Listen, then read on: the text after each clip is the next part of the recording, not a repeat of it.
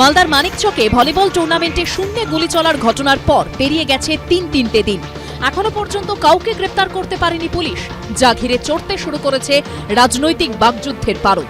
বৃহস্পতিবার ভলিবল প্রতিযোগিতা উদ্বোধনে পরপর 4 বার শূন্যে ফায়ার করা হয়।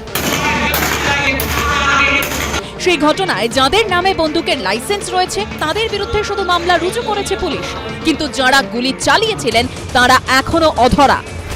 সংস্কৃতি হারিয়ে ফেলেছি, বোম অস্ত্র সংস্কৃতি বাংলার এখন মূল সংস্কৃতি। তার কারণ যারা এগুলো করে তাদের কেউ ধরা পড়ে না, তারা 100% তৃণমূল কংগ্রেসের লোক।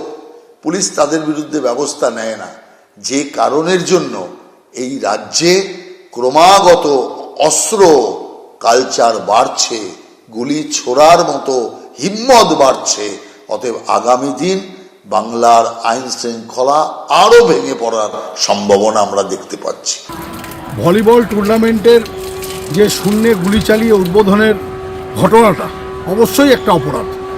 কনসার্ন থানার পুলিশ অফিসাররা according to section 30 of arms act already মামলা রুজু করেছে এবং সমস্ত ব্যাপারটা অলরেডি ইনভেস্টিগেশন পর্যায়ে আছে।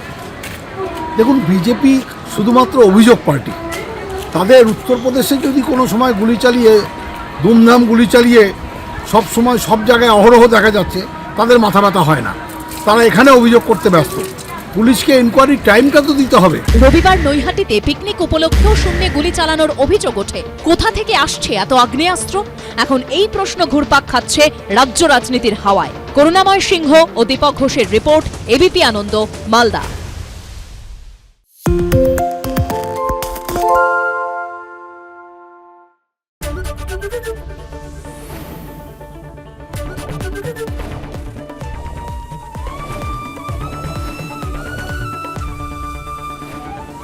এবিপি আনন্দ, এগিয়ে থাকে, এগিয়ে রাখে। পালিয়েছে তাই নাকি? রাত্রে বাংলা গুজব চায় না, বাংলা খবর চায়। বাংলা খবর, বাংলার খবর।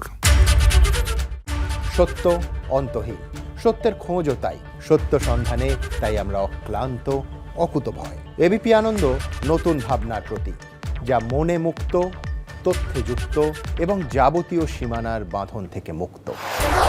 সীমা না শব্দটির মধ্যে লুকিয়ে আছে মানা শব্দটি, যেন চোখ রাঙানি এক অদৃশ্য বেড়াজাল, যা আটকে রাখে আমাদের এক ছোট্ট গণ্ডির মধ্যে। একমাত্র সঠিক খবরই গড়ে তুলবে এক মুক্ত সমাজ। সেই জগৎ গড়ার লক্ষ্যে কোনো সীমানার ঠুকুটি আমরা মানব না। এবিপি আনন্দ, এগিয়ে থাকে, এগিয়ে রাখে।